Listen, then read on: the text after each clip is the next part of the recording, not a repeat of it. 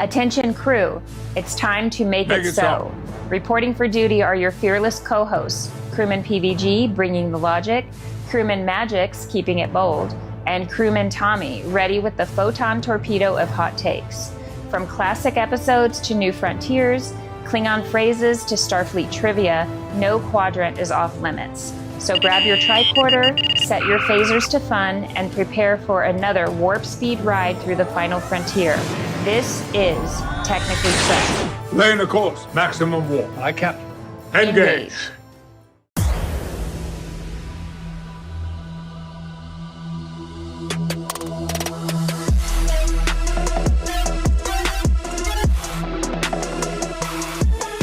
Here, still in stamp. Oh, now we're on the air. A free beat from the YouTube library. Hello, everybody. I thought we made that. No, actually, I got that from the YouTube library. Welcome, everybody. It's Sunday night. Time for another live edition of the Technically Trek podcast. As you can see, I've got an empty chair next to me. So Mgyx and I will be flying this runabout solo. With no PVG. Solo dolo. It's right. I put the N and not here. You know, he went on a little vacation, a well-deserved vacation, to celebrate the holiday, and so the holiday. Good for him. I think tomorrow's What a holiday. The kids don't have to go to school, so. What? I need to check if I need to go to work. What Check holiday is tomorrow? I'm Crewman Tommy, by the way. And joining me tonight, Crewman Mgyx on the other side of the America. Hello, from stanky old Sacramento. Sacktown, we call it. Let's say easy. hi to everyone in the chat. Captain Kev is back. Captain Kev was MIA for a couple weeks. Crewman Karen, howdy. And IB from New York City. Get a rope. Oh, Columbus Day. IB is our Trek bot. Wait, is that a real holiday now still? Yeah, why wouldn't it be? Colonizer Day? Or should we call it Federation Day? Chief Scott.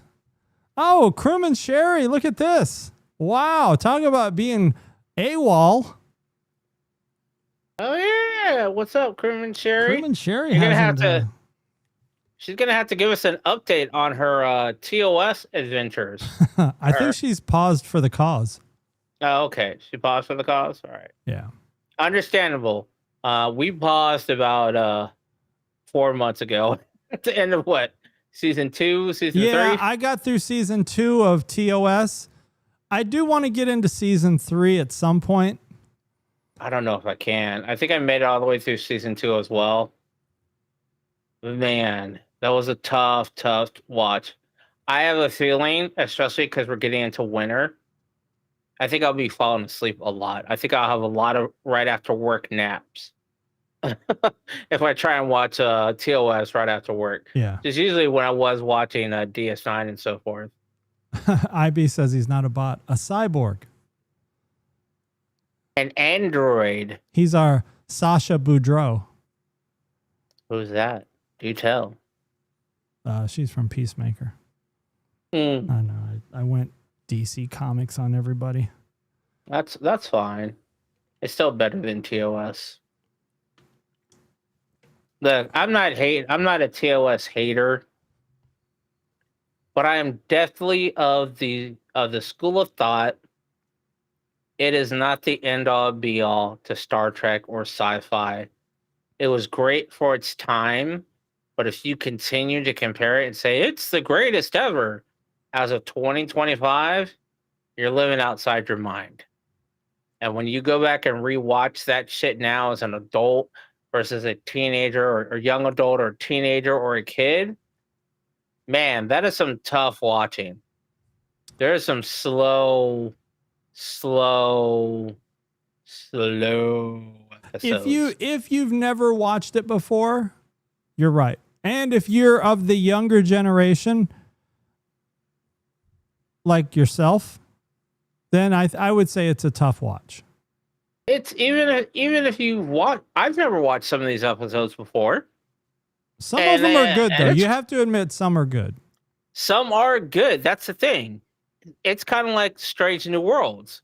We were saying there's maybe 4, 5 episodes that were good Of Strange New Worlds? Out of 10, right? Out of 10? Out of 10. Now, you take that comparison to TOS, who had a 26 episode season. Yeah. And only 4 episodes were good out of that. No, I was like, dude, shit. There were more than 4 episodes a season that are good. All right, I'll give him a. I don't think there were. I'll go ahead and say 10. 7. No, hell no. Are you? No, come on. Now you're not being realistic. I am being very realistic. I have Paramount. I will open Paramount right now and go through one season. Okay. Tell you Okay, which that's one TOS. sucked. But what if you take it to the golden era, where the golden era is TNG. I'm only talking about TOS. Okay. I'm saying TOS is not the end all be all like some people say it is. Like, oh, the original Kirk, like our draft that we're trying to make up. No, you can't put TOS in the draft if you're going to include the golden age, because people are going to think, oh, well, you can't beat Kirk. Kirk is the greatest. Spock is the greatest. They were good characters, but for the show, it was kind of shitty. But they'll eventually meet up with somebody that is going to beat them in the brackets. Kirk's not going to make it to the end. No. I have a feeling, just based on nostalgia and drinking the Kool-Aid, they will. And that's why I don't want them in our draft and our Final Four categories. I want the golden era. That's what I'm calling everything from TNG all the way up to Enterprise. So not including Picard, Discovery. That's the new era. That golden era is that TNG era where all these shows were on TV almost at the same time. That's the golden era. But it's like you said, you're judging TOS episodes with a 2025 lens. No, I'm judging it based on what I remember watching them as, and watching it as a kid. I was all in. Okay, so if you put on the 1990 lens, if you put on a 1990 lens, TOS was pretty good. Sucked. No. Now dude, I used to use TOS. We just lost 7 subscribers when you said that. Look, man, because you know what? I can say it. Fuck Shatner. I'm okay with that. I just unsubscribed. I'm just saying. Call it controversial. I'll be the controversial person here. TOS is great for nostalgia, but it is not great comparatively to sci-fi. Now, modern sci-fi, or even TNG sci-fi, it's like they left so many plot holes open when they started TNG and Voyager and DS9 that it's like how are you like I just watched the opening and interview Patrick Stewart did for promoting TNG, and it's like this takes place 78 years after Kirk's Enterprise. There's only an 80-year gap. I didn't realize that. I thought it was a lot more than that. It's only 78 years between Kirk and Picard. And they went through, 2 Enterprises. That's why McCoy is still alive. That's obviously why Spock is still alive.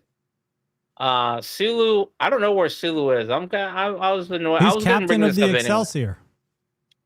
But where is he at in TNG? Is he dead? Well, wasn't he on an episode of Voyager?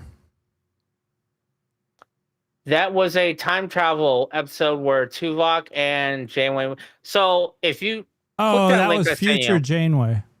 Yeah, I sent you a link of crossovers. Yeah, all the TNG crossovers, and Janeway and Tuvok went back in time to Sulu's Enterprise because Tuvok was an ensign to Sulu. So, like I said, obviously, so unless Sulu didn't take care of himself. Now, does your criticism include the movies? No, I'm only going off with the TV show. So you're just talking about TOS television show that aired from like 1969 to 1972 or whatever it was. Yes. Okay, so you give those a thumbs down for the most part. I almost want to say skip the series and just go straight to the movies with TOS. I'm okay with that. But I don't, and I honestly would have to do a deep dive, or if one of you guys in the chat, IB, Captain Cav, Sherry, do you need to watch the series, the TOS series, or can you just skip and go straight to the movies? You meant Crewman Karen. Sherry ain't gonna know. Oh, yeah. Sorry. Crewman Karen. Do you think you could just skip the TOS TV series altogether and just go straight to the movies and then lead into TNG? But you do need to watch episodes like Space Seed. You need to watch a few episodes like to understand Khan's backstory. But can you watch those afterwards? I feel you could go back and watch them. Yeah, I think you're right. Because really, Space Seed, I think, is the only one that has a tie implications of, backstory to the original series. And I still don't see how Khan ran into Sulu at all, because Sulu wasn't in Space Seed.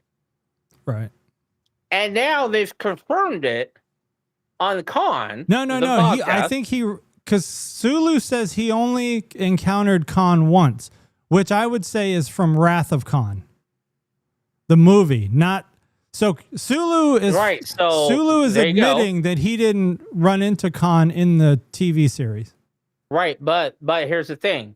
Sulu says, I only ran into him once, and I immediately went, okay, the Wrath of Khan. But then Khan says in the Wrath of Khan, I never forget a face. I know you. And it's like, how do you know him? He wasn't in Space That was Seed. Chekhov. Karen says that was Chekhov. Oh, my bad. It my is bad. Chekhov. You're correct. Thank you. See, that's why we have crewmen in the chat. It's been a long week. Thank you. I've been racking my brain on that. And all this time I had the wrong person. Yeah.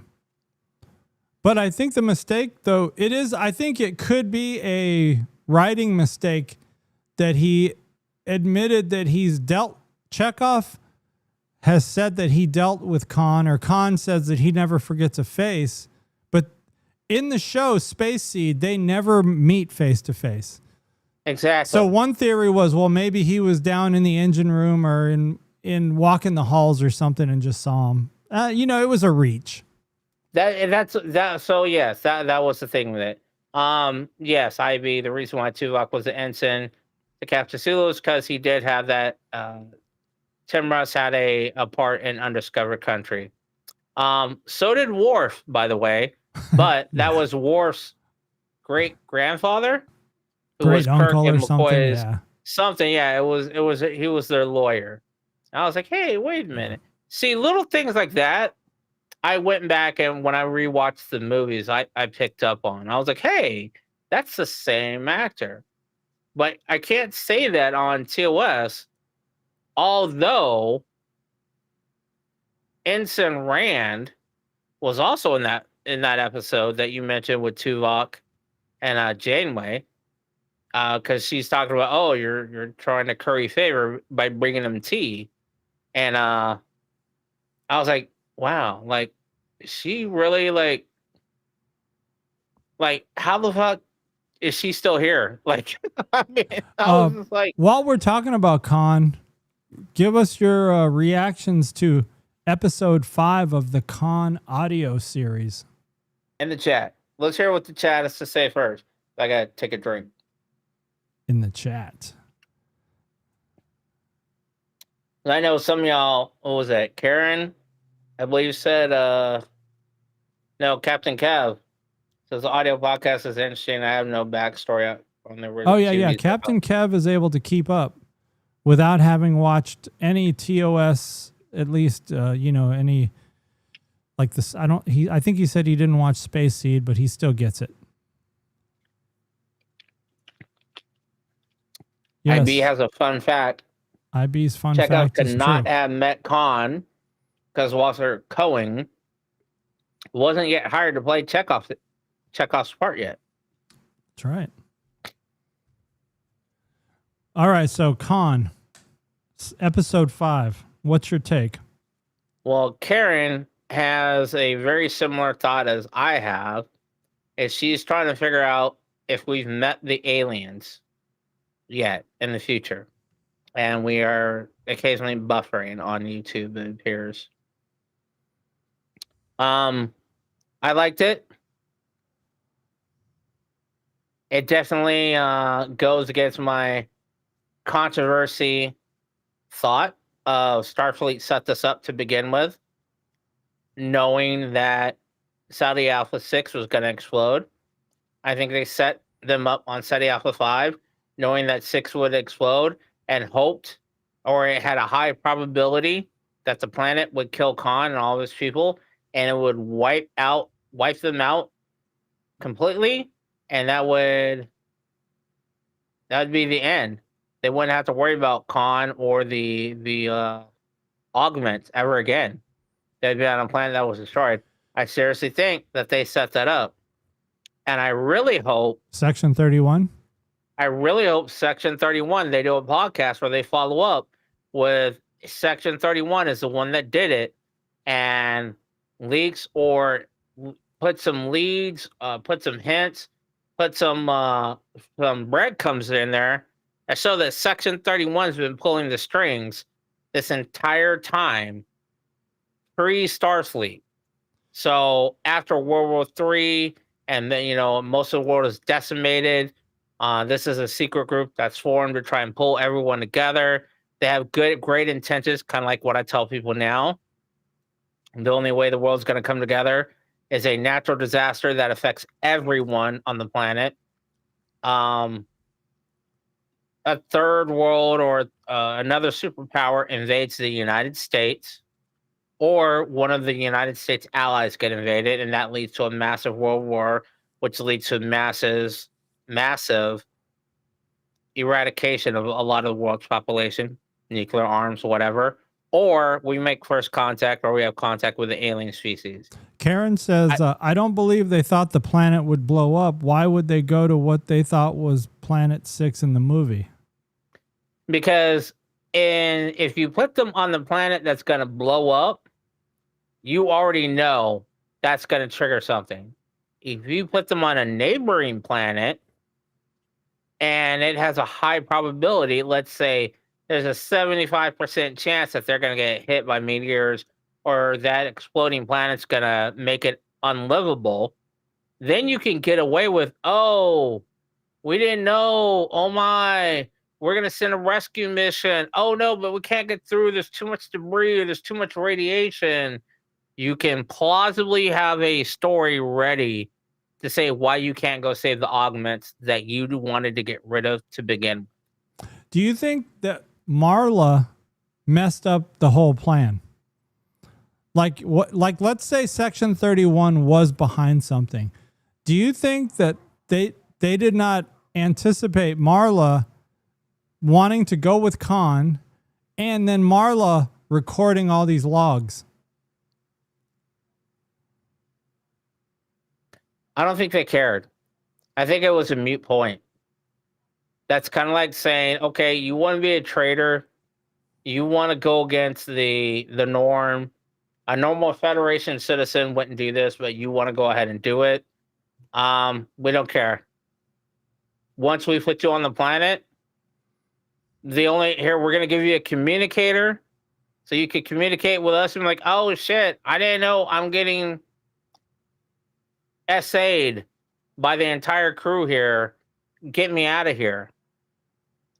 I think that's why they, like, if she changed her ways, if she turns out that it wasn't what she expected, they have a means for her to communicate and ask for saving. And then maybe she'd just do a prison term. But she went against Starfleet in the TV show and Space Seed as it was. So I think this is one of those go to prison or join the military type things. And they just said, all right, you want to go with Khan? Here you go. We're going to give you a basic communicator. We're going to give you a phaser. We're going to put you on this planet. There's really nothing you could do to derail the Starfleet or the other planets around you with a simple communicator and a phaser. So Captain Kev's asking a question. Who do they not? So rather than, so they didn't put them on SETI Alpha 6, which exploded.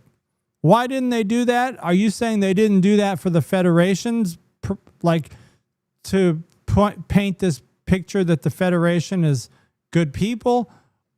Yes, to save face and at the same time kill one of their enemies they want to get rid of. If they put them on SETI Alpha 6, everybody's going to be like, oh, you did that shit on purpose. If you put them on SETI Alpha 5, and SETI Alpha 5 has a 75% chance of receiving impact debris, because you already know SETI Alpha 6 is going to destroy. Starfleet already knows this. There's not a way you can't say that they didn't know this. You know, that's seismic activity and everything else that they can detect. And Marla even says that in the podcast. But if you put them on a planet that's only got a 75% chance, most people aren't going to look at it. They're going to say, hey, SETI Alpha 6 unexpectedly exploded, and it damaged SETI Alpha 5 and more, and did 3 to these other planets. Unfortunately, we think that may have caused some issues with the I can't even think of the word. The ability for them to maintain a livable habitat on the planet.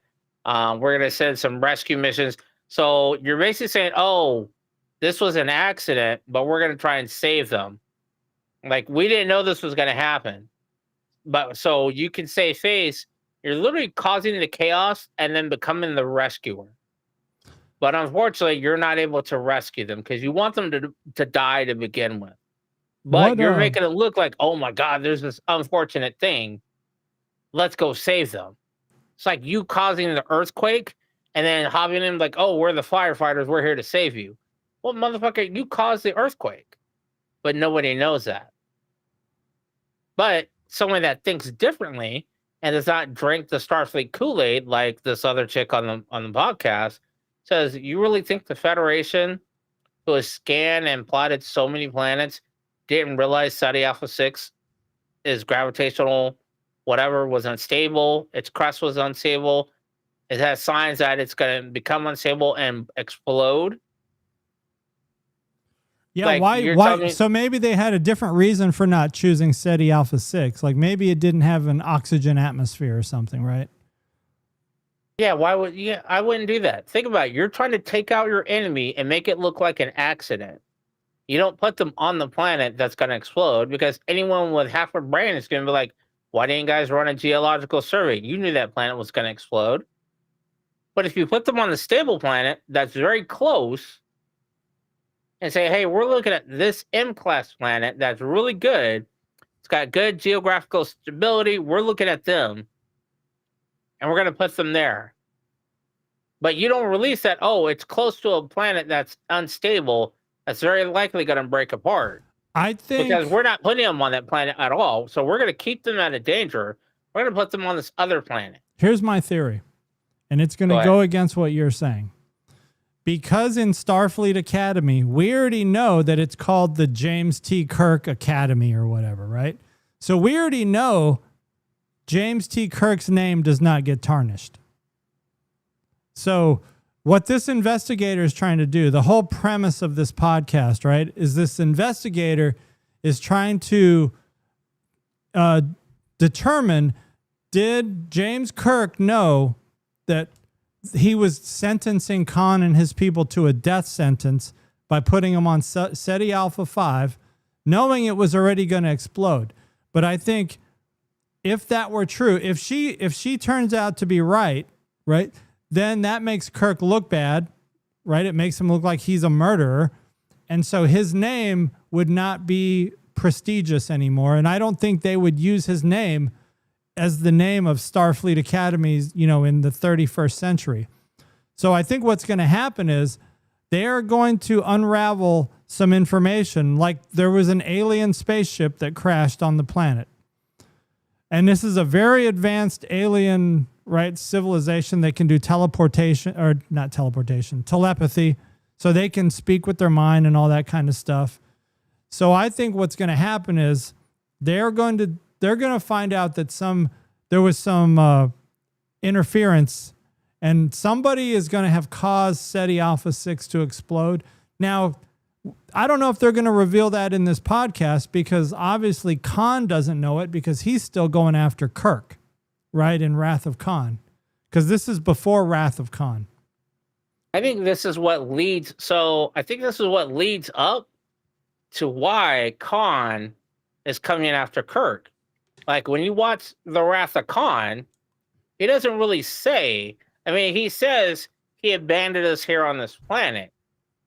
But as you listen to the podcast, you realize he's okay with that. He gave us a fighting chance. That's all he ever asked for. Yeah. That's a Kirk saying. But the problem is this. If Khan realizes, and with this other investigator and some of the other people on the planet bring up to Khan, or during the tapes, during the time that it occurs, they're like, are you sure that Starfleet didn't know it? What if Starfleet did this on purpose? Well, then Starfleet, or Section 31, would have had to trick Spock and Kirk, right? Because I don't think Kirk would knowingly. Not up to Spock. You think it was? See, that's the thing. It wasn't up to the crew of the Enterprise at all.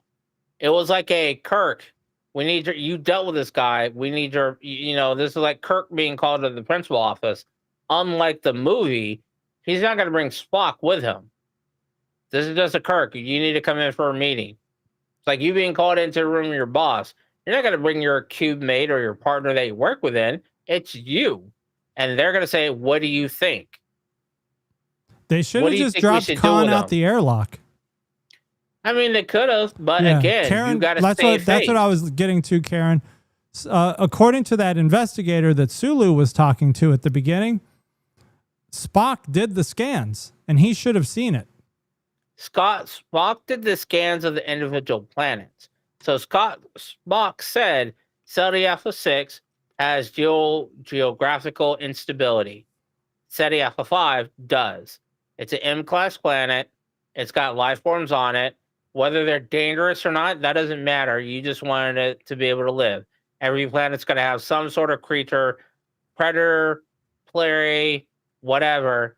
They're going to be able to fight it off. They have a chance to live, but there's no geographical problems with SETI Alpha 5. And then they never go into 4, 3, 2, or 1. They just mentioned SETI Alpha 6, geologically unstable. SETI Alpha 5 is perfectly fine. And then if that's the case, if you tell Spock, just do a geological scan on these places, and he does it. He's not going to know this planet's going to explode.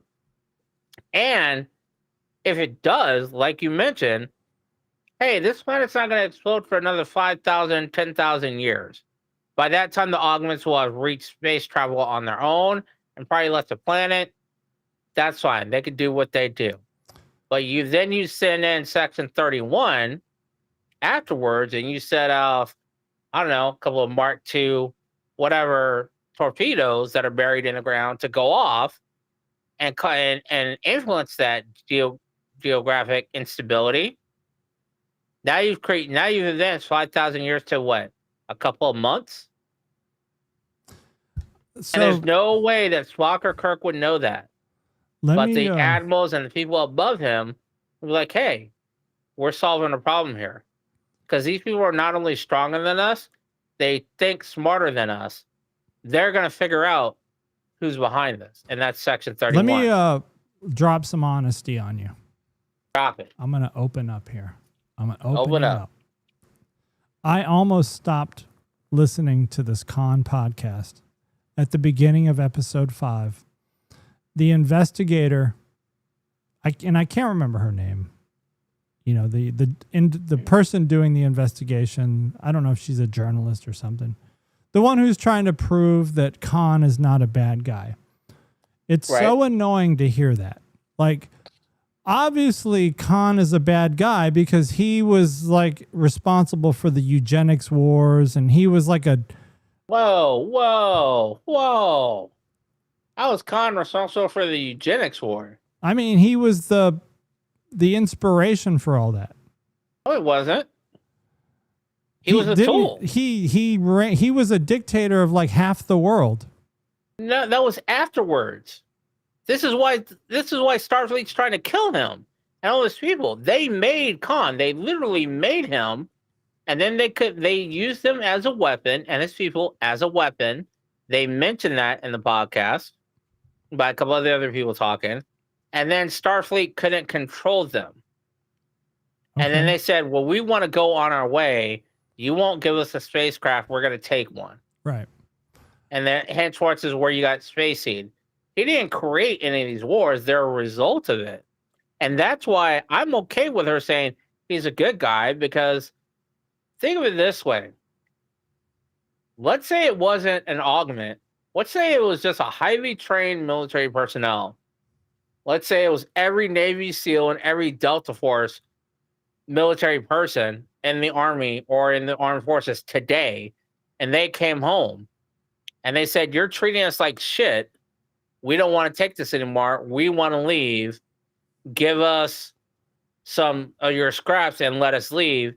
And then you got Karen, Miss Busybody, going, "No, you can't do that. I don't think you should do that for whatever reason." Yeah, but they already admitted that the augments have some kind of personality disorder because they're too aggressive. Because they bred them that way. They bred them to be soldiers. But I mean, so think of it this way. If it's a mistake, it's a mistake. But think of it this way. Every person that started in the military didn't have that. It got trained into them. Now, granted, you can come back later and say every person on the planet can be a killer. Every person can kill somebody else. It just takes the right circumstance. These members of our military are trained to do that upon our direct orders, or our government's direct orders, and every other country. They're given a direct order: go invade this country, fight these people for us. Khan's people were treated the same way. And now their people are mad because they are living with PTSD at an extreme level because Starfleet literally made them that way. Starfleet literally said, "All right, let's CRISPR project their ass, take the aggression of Khan, Genghis Khan, put in there. Take the knowledge of Einstein, put in this group over here. Put the military tactics of whoever and put it over there." They made them that way. So here's the fix. And now they don't want to deal with them, which is you why put them out the airlock. This is well, you can't. If you do that, now you're just a straight murderer. Now Starfleet's just a straight murderer. Then you get into the Tuvix, controversy. You made this. Now you don't want to deal with it. So you could kill it and then deal with the repercussions of no one wanting to join Starfleet because you opted to kill this group of people instead of reforming them or just giving them a plan of their own and letting them go about their business. Obviously, as they breed out, they're going to breed out the genetics, but they can't breed. So as they're trying to breed... Do you remember what happened? Khan tried to take over the ship. Yes. And why? Because he was trying to get away. He wasn't trying to go back to Earth. He was trying to get away to a planet where him and his people can live their lives. And Kirk... That's it. Kirk did that for them. Okay. I'm just saying, this Paramount, Brennan, Braga, whoever's writing, these are the stories that you left open that would make sense. But you know what would happen? This would turn the logic and the ideology of Starfleet on its head. How would you feel if this entire time it turned out? It's kind of like the Avengers, that every organization that you thought was good was really Hydra. What are you predicting is going to be the outcome, like as Khan wraps up? What do you think? Are they going to say that somebody knew that this was a bad situation and Starfleet's responsible? Will, and I think Sulu is going to bury it. and that would hopefully They lead. gonna airlock This is that my girl? prediction. Sulu's gonna bury it because his loyalty to Kirk. Do you think Kirk knew? I think it's gonna be proven. Do you think It's Kirk gonna knew, be or do you proven. think Section 31 found a way to give him bad info They probably found a reason to give him bad info because everyone's without him knowing? on Kirk's nuts. Everybody's on the Kirk's nuts. So they're probably going to be like, yeah, we tricked Kirk. We got one over the great Captain Kirk. And it's going to turn out that Starfleet was influenced by Section 31. And this investigator's like, we proved to you. This is the smoking gun that shows you that Starfleet is really undermining the ideology that it's putting out there and that someone else is in control. Sulu's gonna bury it because of his loyalty to Kirk. Because if he doesn't, that's gonna tarnish Kirk's name. And as you said, it's Jim T. Kirk Academy, so we know that's not gonna happen. Maybe it was the time travel people, the Daniels. But what I really would hope is that they bring in the connection with Section 31 to really give, and you don't even have to do a time travel where you change reality, because Picard, the new TV show Picard, is already showing that.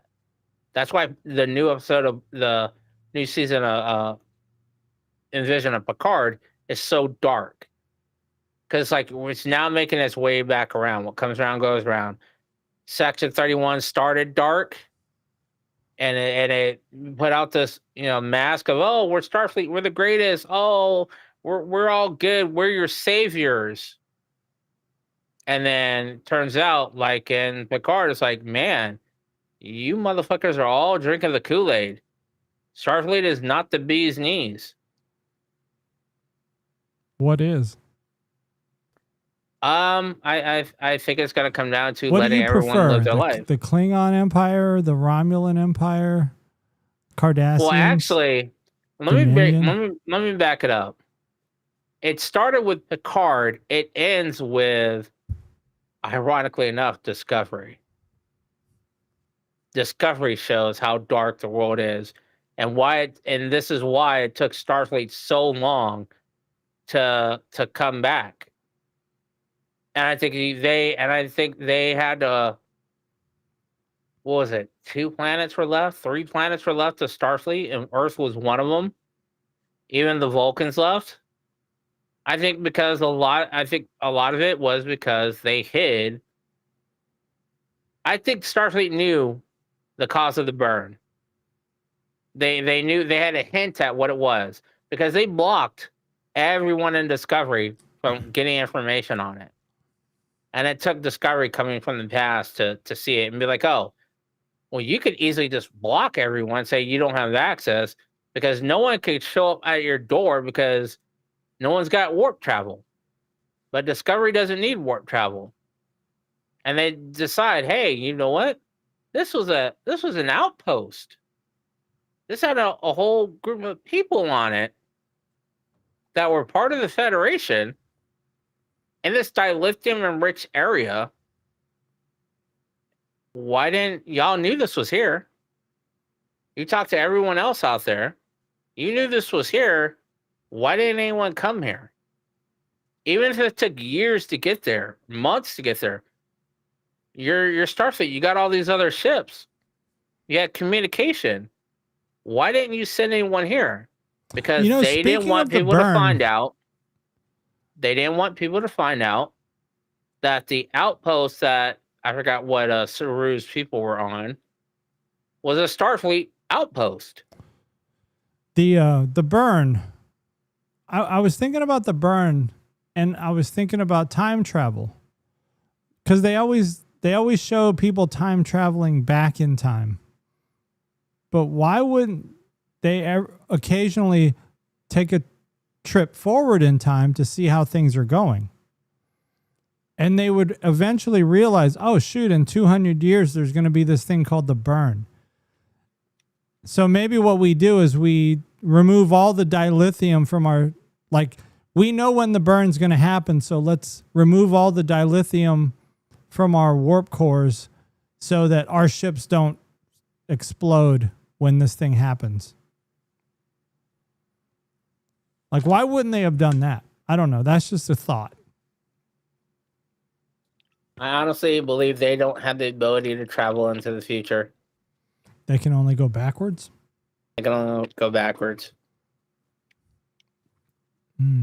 Unless you go into a mirror dimension.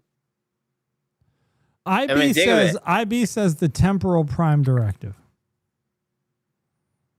The temporal prime directive is a wet, saggy, sweaty pair of nuts, just like the regular prime directive.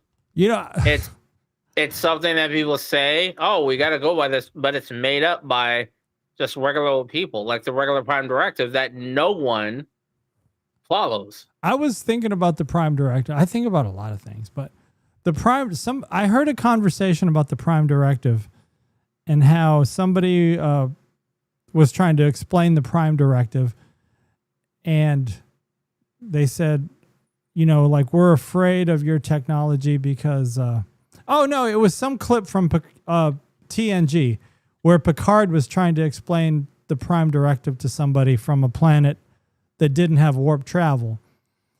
But I was thinking that the prime directive based on warp travel is stupid, because you could have a society that develops warp travel, but they're very nasty people.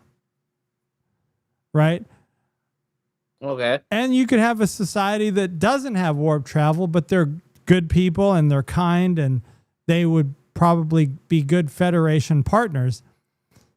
So just because someone comes up with warp travel, you're going to now try to lure them into the Federation, as you would say, colonize them.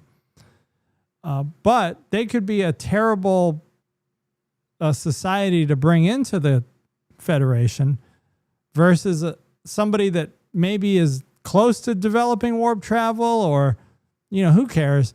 If they're a good society, why not bring them in? I just think the prime directive's fundamental, you know, little statutes, they don't make sense to me. I don't like the prime directive. It's because it's a made-up rule.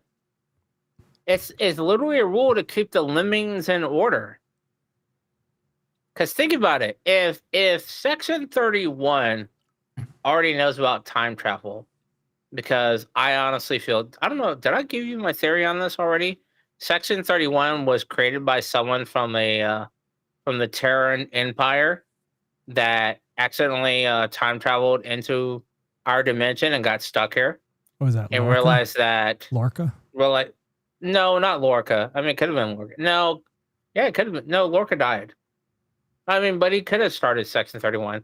Either way, I think Section 31 was started by someone who time traveled, or not only time traveled, but jumped universes, and realized that he could shape this universe differently than the Terran Empire was shaped. Oh. So the common theory is the Terran Empire was shaped based on today's United States logic. If an alien ship landed on the front lawn of the White House, it would have guns drawn and people would probably shoot the shit out of it and then ask questions later. Let me kind of like basically the Vulcans landed. I got a question. And they got shot up by what's his face instead of shaking their hands. And he obviously was from a universe where that turned out bad, which was the Terran Empire. And we see that how bad the Terran Empire is in TNG, TOS, DS9 shows it. And DS9 is the one that shows this is how, actually, no, sorry, Enterprise was a show that showed Cochrane shooting the Vulcans instead of shaking their hands. And that's what led the Terran Empire to be this way. Gangsta. So this dude. Hold on, let me ask you a question. Okay. You're gonna give me let's put us into the real world. Okay. So there's this comet that's been flying around. It's called 3I Atlas. Okay. Right. And so it's an interstellar solar thing. It's from outside of our solar system. I forgot the word for it, but and there's all this, oh, it's alien controlled and blah blah blah, right? Because it keeps changing course. Let's say they have a prime directive, right? Let's say it is some advanced species and they have a prime directive. Do you think Earth is ready to meet alien life, or no? Or do we need to invent more technology first? I mean, what's the difference, right? If we come up with a warp drive, or if we're to like the way we are today, I mean, our society is pretty crappy. Here's how I know we're not ready. We don't have the ability to leave this planet.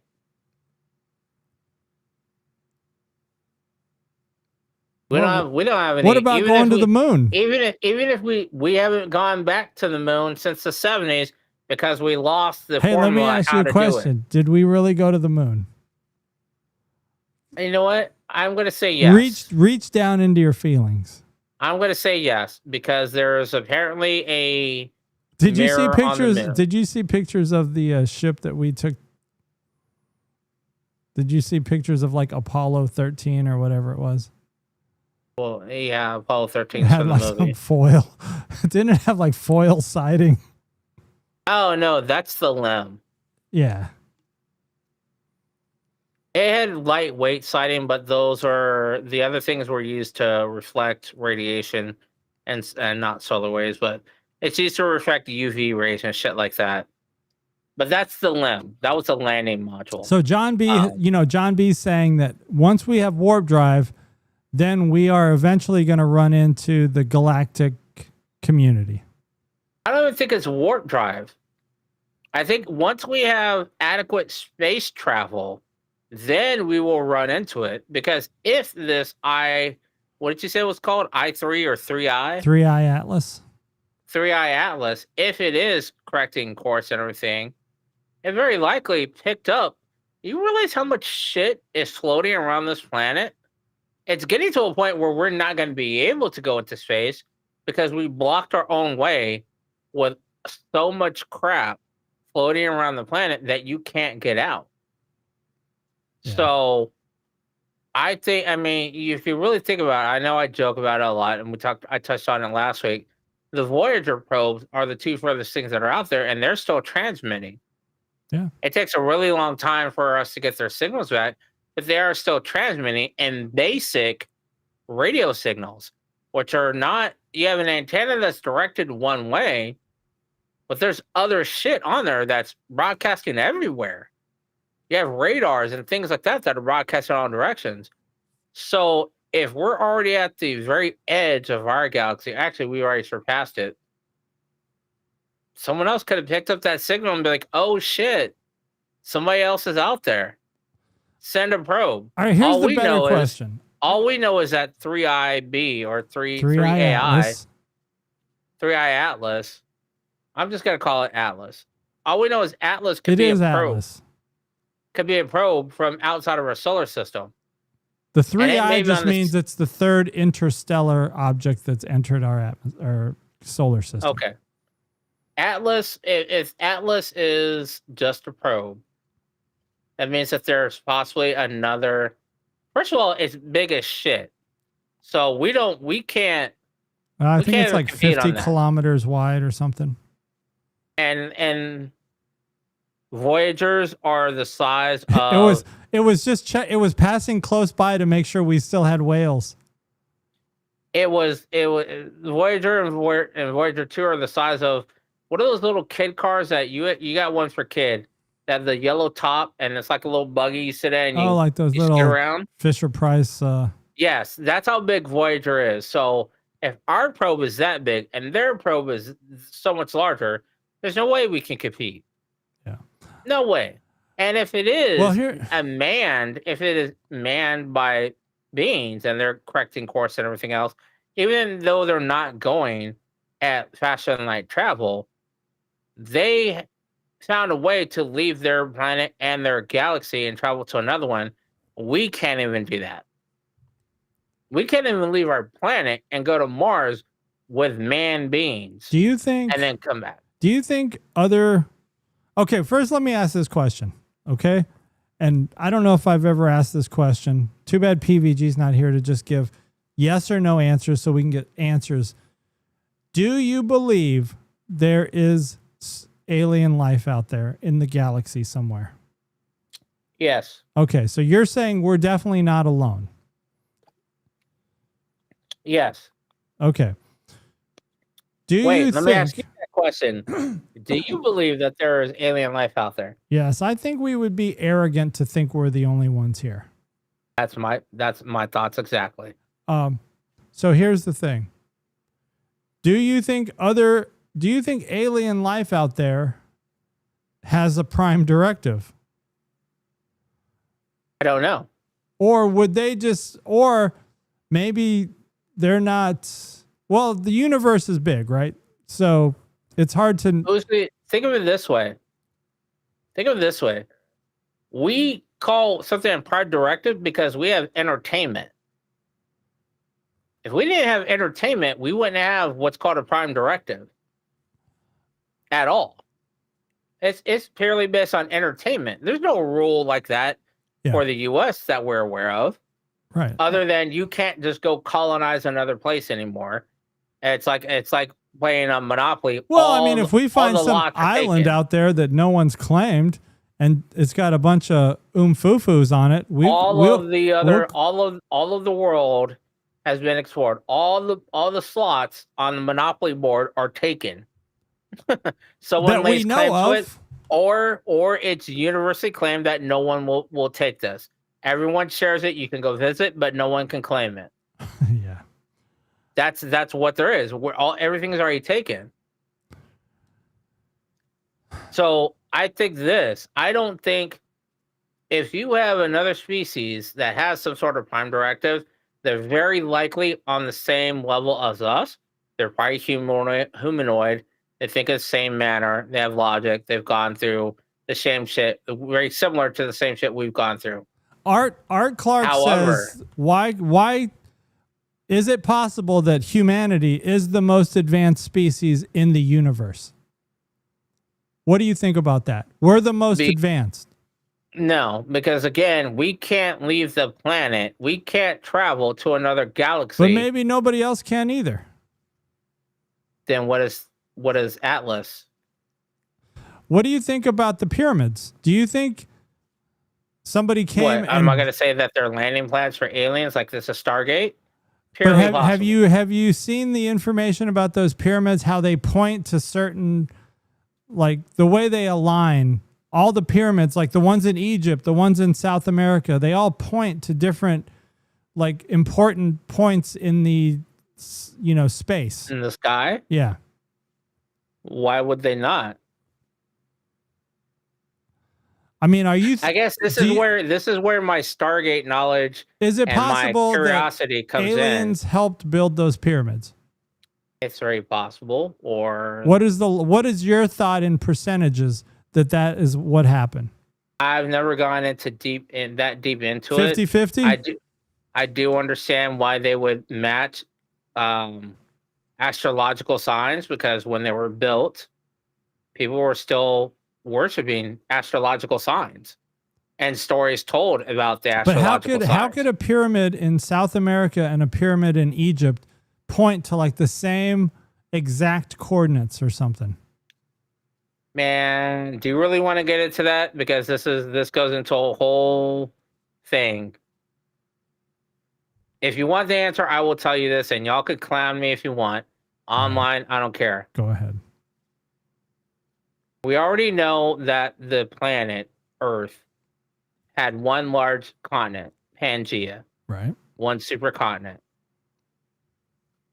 We all know that life started in one location in that area. And this mixes in religion with it. You have all these kids.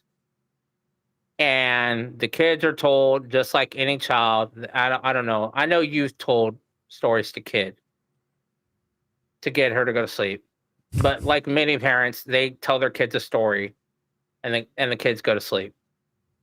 those kids grow up and spread out.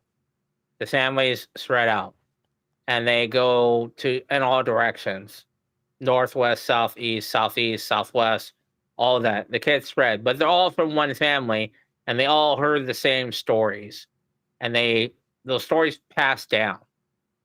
But those continents start to drift apart, and those continents still have the base. Those kids still have the base knowledge of the stories that were told to them that were passed down, but they're not exact. It's like the telephone game. So some things change about them. But in general, the main story, and you will find this with most religions, is don't be an asshole. That's the main gist of it, is don't be an asshole to other people. Now, some are don't be an asshole and do this to worship me, or do that to worship me, or don't eat this, or don't do that, but don't be an asshole. So when you have those stories and that family that's spread out, and now the continents are literally spread apart, you're gonna have pyramids in Egypt. You're gonna have pyramids in Asia. You're gonna have pyramids in South America. The pyramids in Asia, by the way, and I'm not talking about like East Indian Asian, I'm talking about China, are some of the largest ones ever. But Throwback. they don't unbury them. They're just like, okay, yeah, we know there's pyramids buried under that. We know that mountain is not a mountain. We know it's a pyramid. We know it's big. But yeah, we're going to leave it as it is. Because just like if you were to have an alien first contact, you have alien first contact, and guess what? Almost all religions go out the window. Are you Because are that you story- leaning to the side? You're like off center in the camera for some reason. I am. I'm probably, yeah, I angled myself differently. Oh, okay. Well. Oh, because I'm looking at my screen here, and I'm not looking at the camera. Oh, all right. Here, I'll look at the camera. You're So- still off center. I don't know what happened there. Are you comparing it to my picture behind me? No, I'm looking at the screen right now. Hold On on. There's a YouTube. delay on my side. You're a little sideways. But no, you got worse. Now you're better. Okay. Yeah. Okay. So yeah, it's just like if you were to have an alien species make first contact and say like the Vulcans or whatever, that throws almost all religion out the window. Because guess what? Most religions say that we're the greatest one alive. We're the best. Our religion is the best. All the others are a joke. Don't believe them. Now what? Now what are you going to do when there's an alien species from another galaxy that comes up, or even within our own galaxy, that says, hey, you guys are technologically advanced to make contact with you. Hey, we're here. And there's no mention of alien species in most religions that I've ever seen. Do you think that's because religion is afraid of admitting anything about alien species? Because then It's very that would possible. mean there could be something more powerful and possible. definitive out there. Yeah, it's very, very possible. So here's and this is what, like, I used to not think about it that way as a controversial person, or what's the other word? Conspiracy theories. But like, and ironically enough, oh my God, this actually ties into Star Trek. Leonard Nimoy back in the 80s did the search. They had a TV show on, I don't know if it was PBS or it was a Mutual Omaha show, and Leonard Nimoy was the host of it. And they did the search for the Ark of the Covenant, and then the search for Noah's Ark. And then at one point in there, they mentioned the Vatican. And when the Vatican said, no, you can't see any of our documentation, and you're a religious belief, oh, you're definitely hiding something. You have all of these scrolls that are out there that give information about our past, Yep. and you won't let people read it or see it. You control that information. What are you hiding? I could see back in the 70s, 60s, and 70s where, the world was at a great divide. You had Vietnam, Korea, all these things going on. You had the Cold War going out. Now it's 2025. You have a couple of little hot spots here and there, but nothing on the level of Vietnam or the Cold War. Why are you still hiding documents from hundreds of years ago?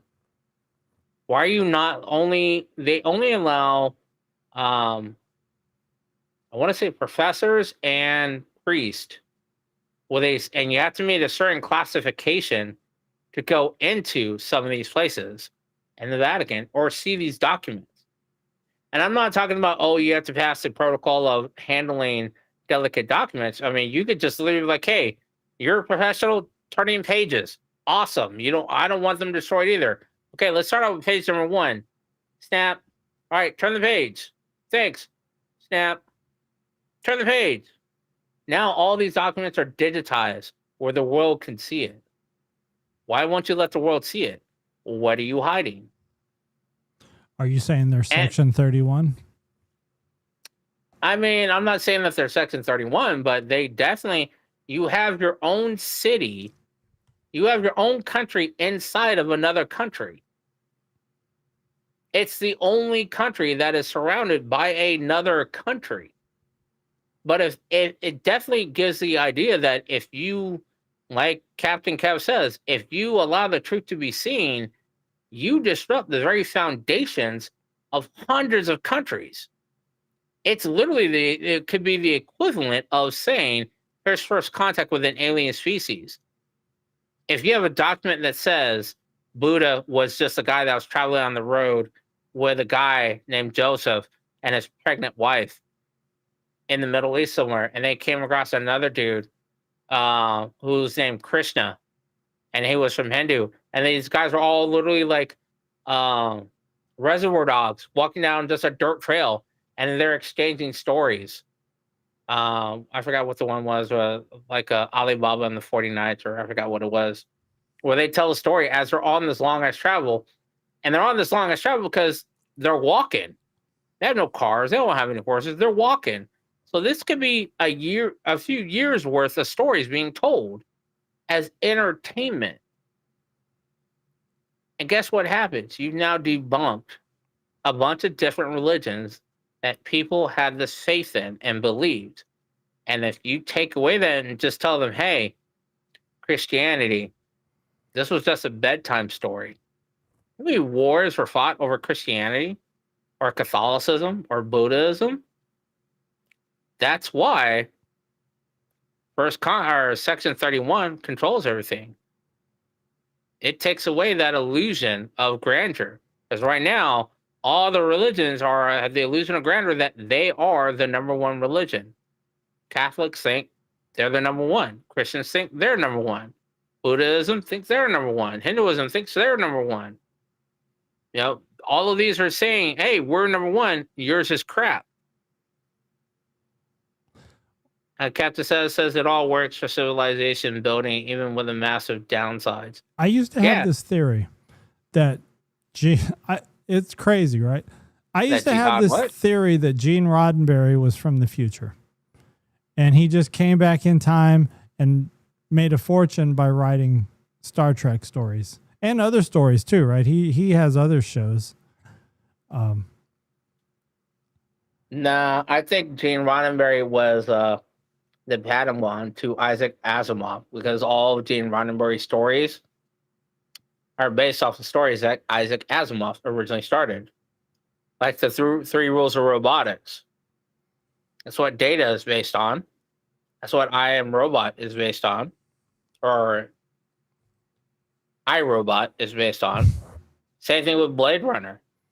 All of them are based on those. So you want to say somebody's from the future? Isaac Asimov. Definitely was. Definitely could have been. But, like I said, the story that Star Trek needs is that. That would bring in as many shows are on TV right now. What's the one with the dude's name is Redding? It came on with Orange is the New Black. He goes around, everybody calls him Red. Oh my god. I don't know. But he's basically this criminal mastermind that turns Oh, himself Red in. Reddington. The Yes. Blacklist. Blacklist. Look at the Blacklist. That kind of show. Look at all the shows that are showing these secret organizations, like the Kingsman's Army or the Kingsmen. Mission Impossible. I mean, those garner so many. I mean, so many audience members. do you think, these are movies we're talking about and TV shows, but do you really think there is a whole nother layer of the world out there, and we're on this layer where everything is we're dumb. Yeah, we're the lemmings. We are the lemmings. Yeah. Do I think there's a secret society out there? Yes, but I don't think it's the kind of secret society that other people would say that it is. It's not the Illuminati type thing. The But I think cabal? they're, The cabal. I mean, you call it whatever you want. I think it's one of those, you're not going to know. You're never going to be a part of it. You and I would never be a part of it, no matter how much money you make, no matter what your career is. You're not going to know. It's like one of those things that you're born into. And what is their purpose? Just to keep us in the dark? I think so. And just keep us as little minions? Not to keep us as minions, but to curb our advancement. Think of it this way. When you have a kid, and this is hard for me to say because I don't have a kid, but I have kids by proxy, like you're a That kid. you know of. Shut up. I have kids by proxy. I would always say that about your oldest and our friend Art's oldest. Those are my kids by proxy. When you're eager to see them grow and learn. I remember do you care if I say her name? Your oldest? No, go ahead. All right. I don't know if I can. Let me test it. When Alexa started walking around with a screwdriver, all right, cool. Big ears didn't go off. It was cool. It was funny at first. I think you got her like a Fisher Price one. But this was back in the day when we were always working on computers. So we always had screwdrivers out, cases open, whatever. And then she realized that and she would say, she called me noodle hair, and you were dad, whatever. Dadu. And her thing was fixie fixie. She would always say fixie fixie. And we would do whatever she wanted. I think something was broke on one of her toys or whatever. We'd fix it. And then when I was building a new computer, she would always come into my room and she would sit there and hang out for a little bit, and she would grab a screwdriver and say fixie fixie. And it was cute when she had a toy screwdriver. It was dangerous when she had a real screwdriver. So I think you left yours out one day and she went and grabbed it, and she was just walking around fixie fixie, and she was fixing the couch and fixing a chair, and then she tried to fix one of my cases that I had in my room, and I was like, okay, yeah, I got it. I put the cover back on, and then she walked over to try and fixie the light socket, and I was like, no, you can't do that. She got a little mad, but it was like, okay, you are keeping her. It's cool that she wants to learn how to fix things in her mind, and it encourages her to do these things, but you gotta rein her in because she was about to stick a screwdriver in an electrical socket. That's what I think the higher above may be doing, is keeping society or civilization as a whole, keeping their knowledge of technology limited until they are ready to advance, i.e. a prime directive. So you think there's people in our society that know?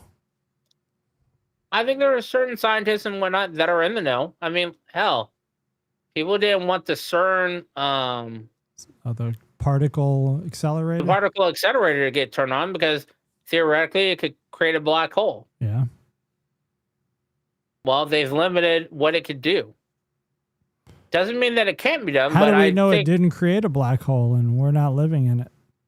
Don't know. There was a theory that someone said we're actually in a black hole and that's why the universe keeps growing.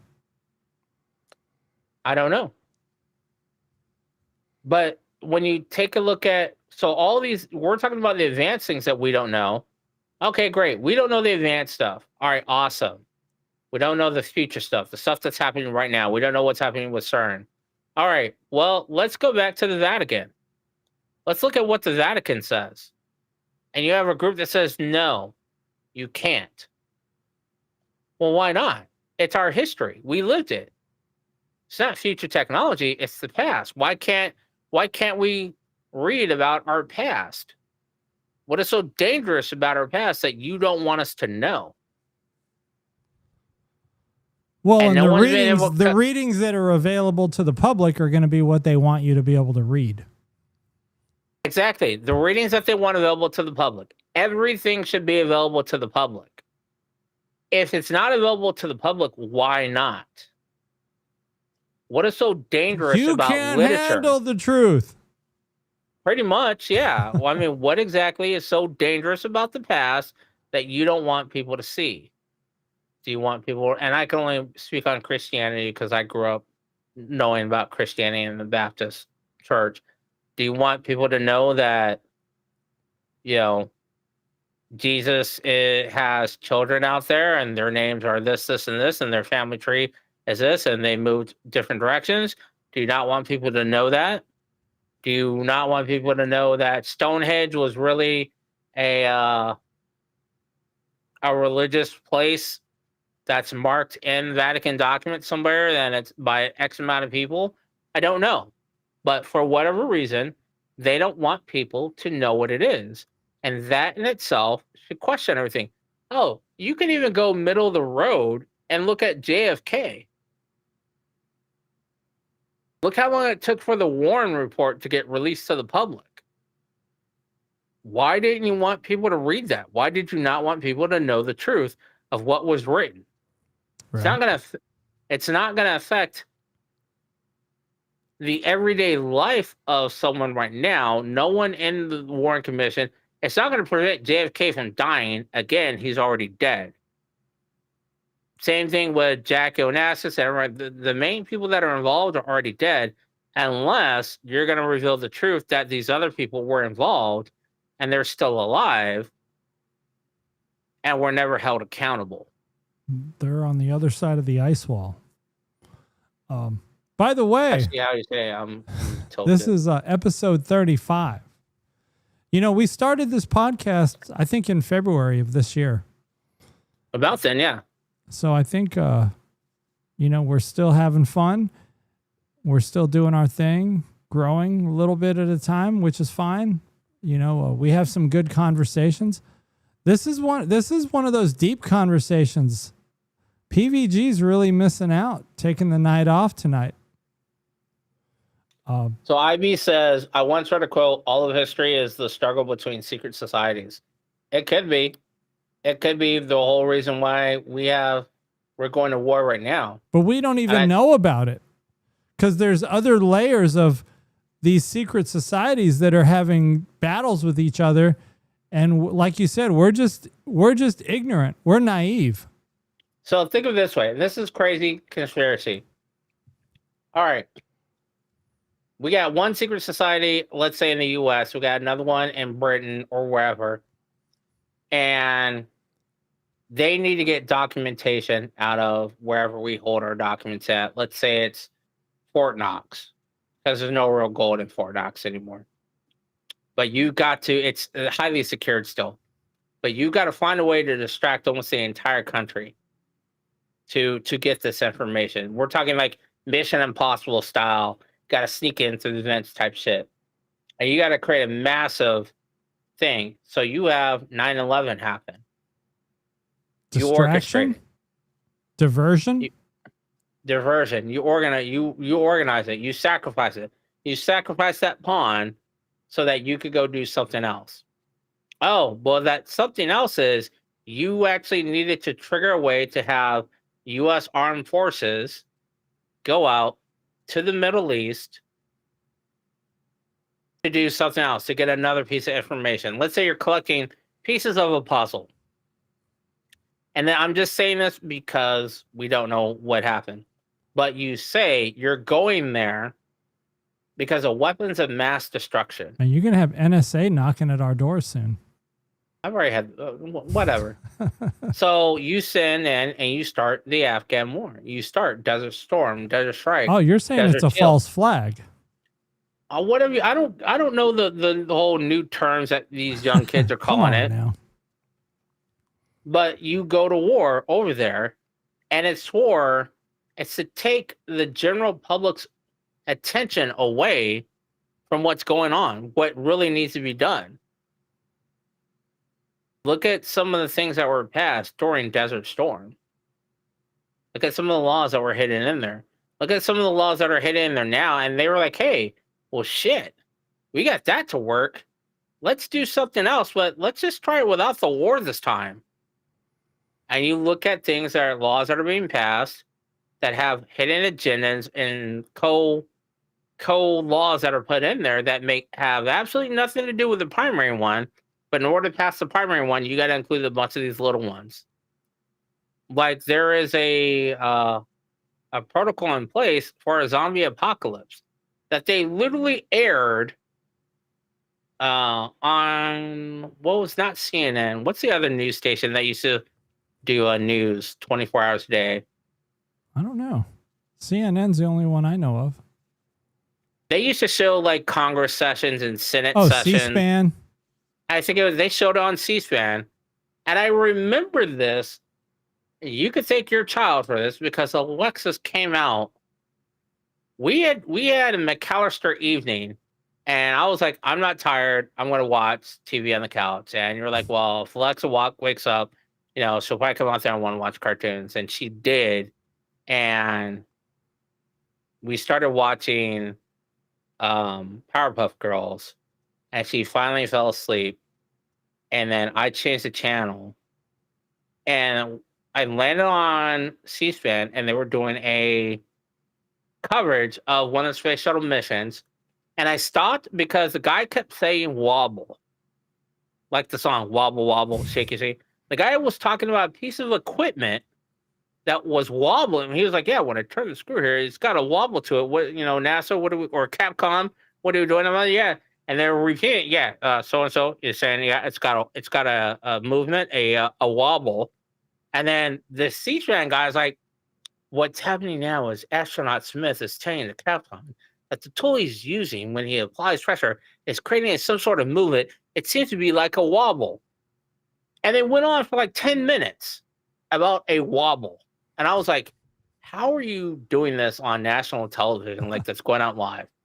And I went to the next channel, and they were talking about, and I thought it was like a TV show, like The Walking Dead or like a B-rated sci-fi show, like from the Sci-Fi Channel, because it was another like Senate type hearing, and they were like, well, in the case of the unliving with this, we have massive graves located at section with FEMA, and they were talking about a FEMA policy and how FEMA had stockpiled all of these generic plastic coffins for zombies.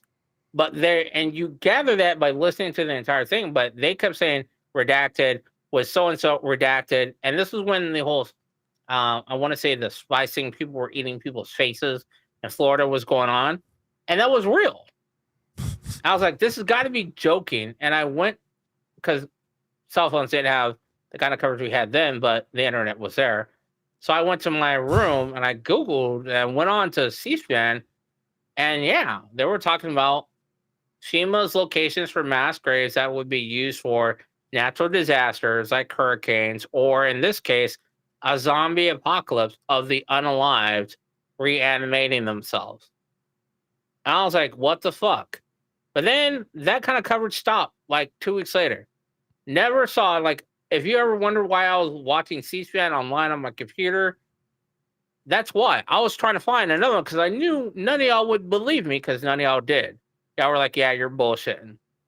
And I was like, man, I wish Alexis could talk and understood what was going on. She would back me up. But she was it only never 2. came back again. That was some deep stuff. I think, yes. I think there are some entities out there that are pulling the strings. I think we're nothing but the pawns. And people are going to say, You know, I want to say this is why voting doesn't matter. Voting does still matter, in a sense.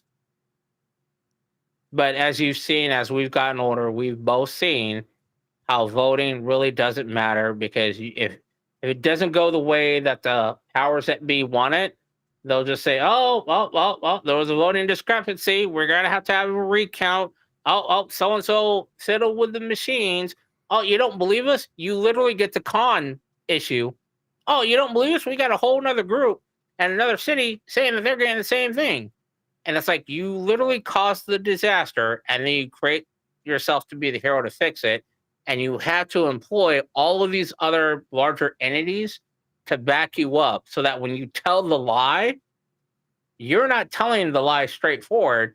You got other people being like, "Hey, yeah, we got these weird things with ours over here too, and we're 3 states away, or we're 20 states away. Hey, yeah, there's got to be an issue." So, we Thank you, finally came. special guest Alex Jones on the podcast tonight. Who's Alex Jones? He's That like me? a tinfoil hat wearing guy. Look, man. See, this is why I said I don't like telling people this, because people think I'm. Like, No, this it's is my good though. belief. This is good stuff. You know, this you is, know- like right before we went live, you were saying that, like, we're kind of limited to talking about Star Trek on this podcast, and sometimes it's good to talk. Like it would be nice to have a place where we can just talk about real world stuff and not just Star Trek. But I think you found a way to tie it into Star Trek of what's like real world stuff. Because it all ties back in the con. And honestly, if like I said before, you don't think con is doing well. I think con is doing great. You only go off of what YouTube says, and I'm telling you, YouTube is not the bee's knees either.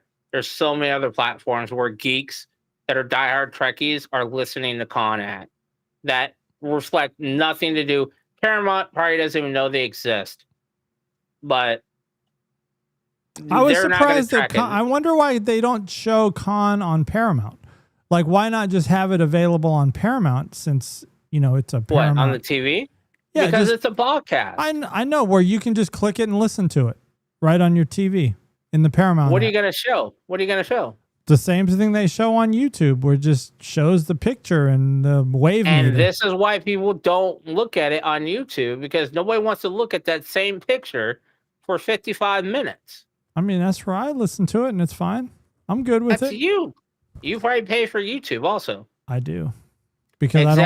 I don't like ads. Well, you don't like ads, but guess what? You can also close your screen, That's true. and it will keep. But it's mostly keep for the playing. ads.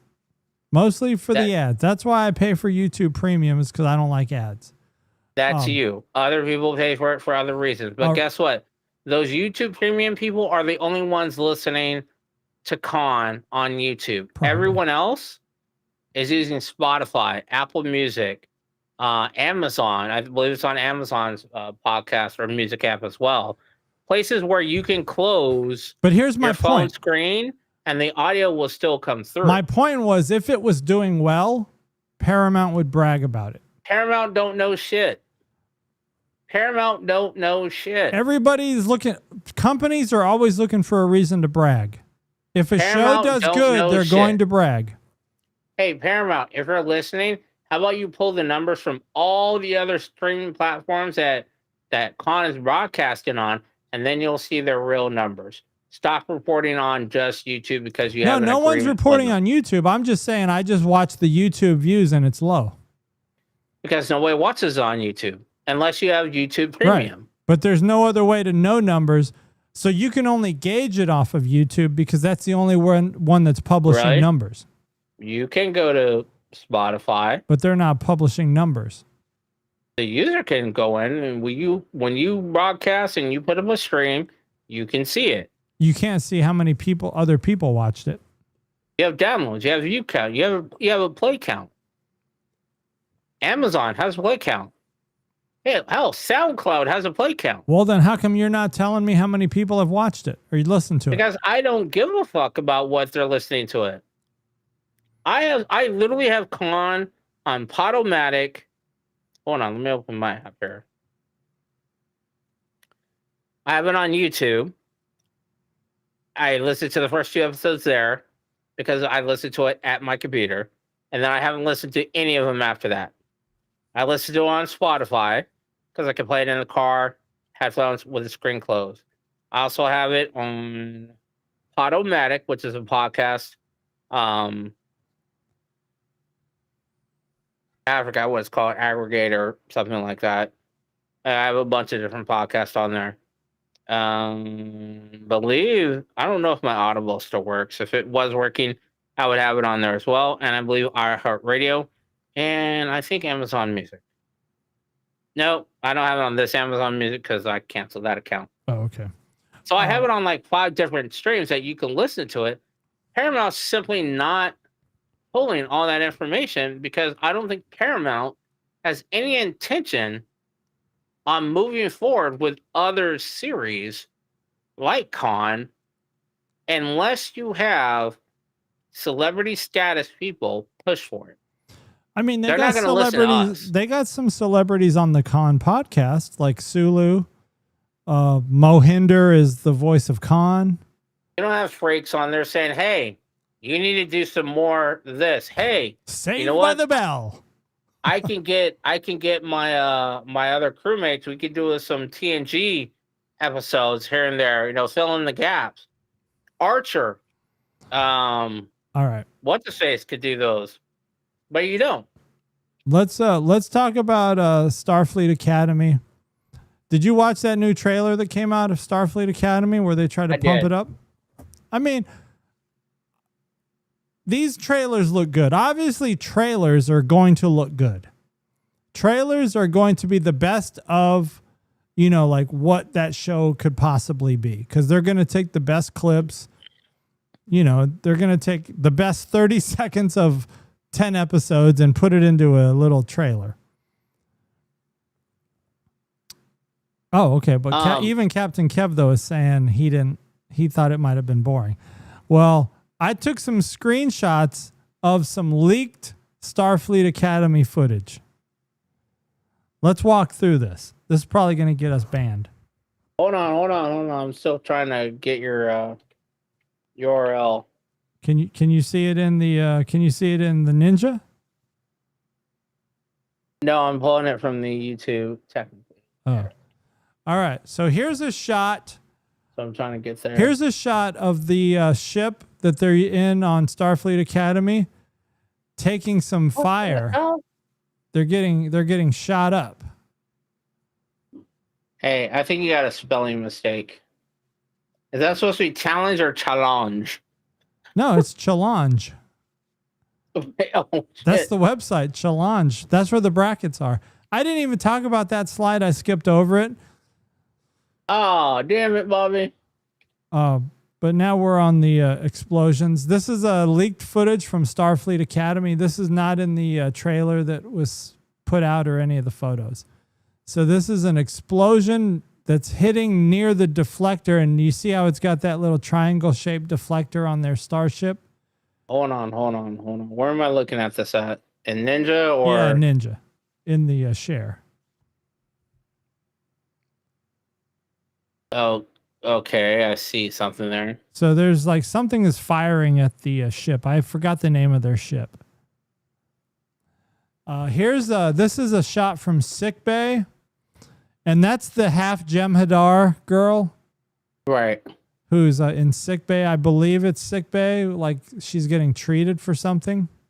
Yeah, and that's the Powerpuff Girl behind her. I'm calling her Power. Oh yeah, she's gonna be like one of the main characters. Yeah. She got the Afro Puffs. Right. Here's EMH helping. Bella Shepard's her real name. I don't know. I don't know the name of her character. I guess I could have looked it up. But so what they're trying to do is they're trying to save this other cadet. He might be outside in the atmosphere, but this is him in this next slide. This is Darium is his name, and I guess he's freezing. And my thought is maybe he's outside in space, and he's starting to freeze and die. And He looks like he's It looks like he's Jim Hadar. yeah, he looks like something. Jem'Hadar.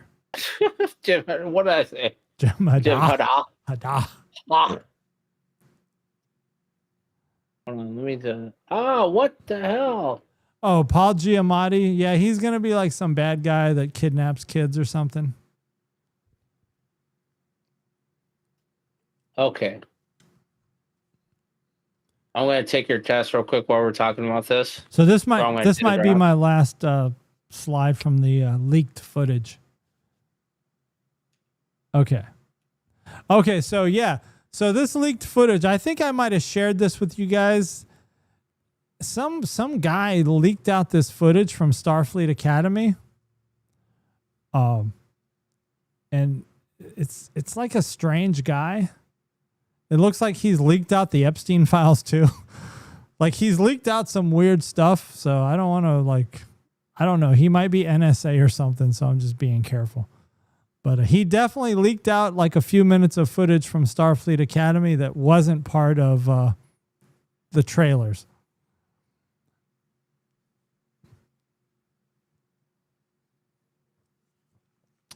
Oh, you know, I was watching Peacemaker, and I was asking you about if you'd watch Peacemaker.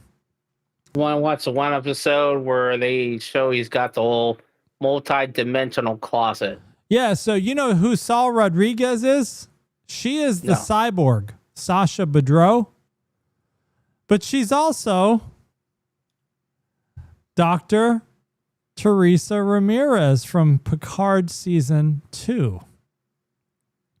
Okay. So she is tied into the Star Trek world. I always got to keep it tied into Star Trek. But All right. she is a baddie. Like, she was very downplayed in Star Trek Picard. In Peacemaker, they are definitely saying this girl is a baddie. Okay. Understandable. How am I supposed to see the update on this? This is Dr. Teresa Ramirez, Picard Season 2.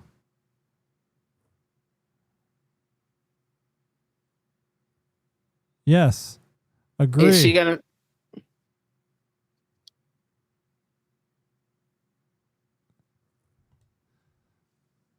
They definitely underutilized her.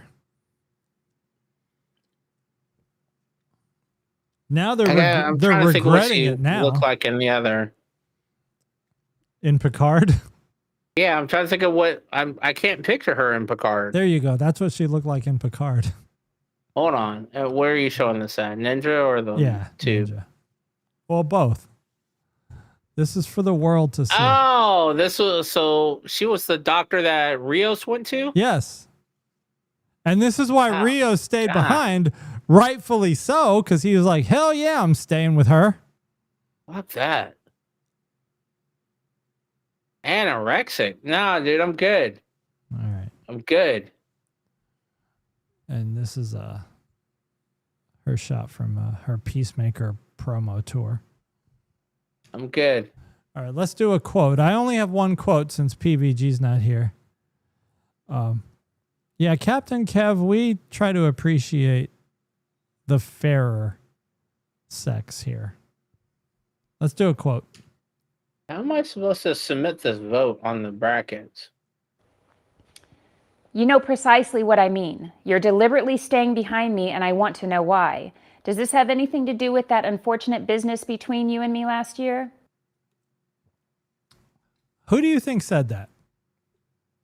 Bashir. No. Quark. Sounds like Quark. You're thinking it's DS9. You want me to play it again? Yeah. You know precisely what I mean. You're deliberately staying behind me, and I want to know why. Does this have anything to do with that unfortunate business between you and me last year? It could be O'Brien. John B says it's Garrick. Oh, John B. I was gonna say it could be. Yeah, Garrick. I could see Garrick saying that. Or the EMH. EMH. It's the precisely what I'm talking about. That part's what's given away. You know precisely what I mean. You're deliberately staying behind me, and I want to know why.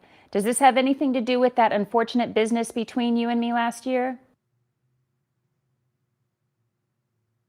I can see Garrick saying that, but I could also see the EMH saying it, as well as Bashir. Ready for the answer? Who said it? Captain told us to scan the area for fresh water and vegetation. You know precisely what I mean. You're deliberately staying behind me, and I want to know why. There you go. John B. Mr. Oakaville himself. Oh, by the way, John B., I'll be DJing the Oakaville homecoming coming up. I don't know if anybody has kids that go to Oakaville Senior High. Update your bracket thing. Let me know if you see my votes. Okay. Tell them to be checking for DJ Tommy, aka Crewman Tommy. Captain told us. Oh, hold on, let me page down. All right, let's do some quick trivia. It's kind of boring. Oh, you're not going to show the bracket? I already did. I already showed the bracket. Yeah, but we didn't go over the bracket. You didn't show. I updated it. Oh, but it's just a screenshot from this morning. It's not like real time. Okay, so I don't have real time access right here. All right, let me just run through these quick 10 questions for you. How they died. All right. It's just you and me, no PVG, obviously. I'm surprised already he's know not all even the in answers. the chat. How did Captain Christopher Pike die in the Kelvin? Crushed by debris, executed by Klingons, or radiation poisoning? Hey. Crushed by debris in the Narada. I think it's Narada attack. Narada.